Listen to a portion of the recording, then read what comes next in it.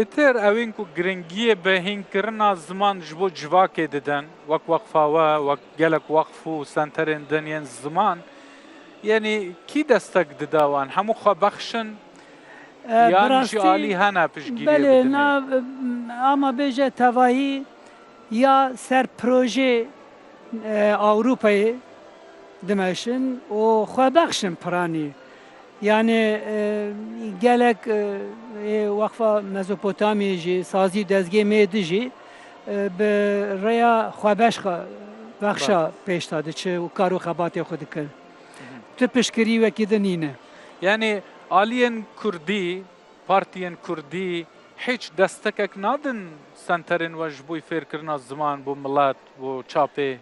Bi rastî pêdiviya sazî Partiyê me Kurdî hene ew lawazin pir derfetê wan jî gelek zêde nînin ku piştgirî bidin.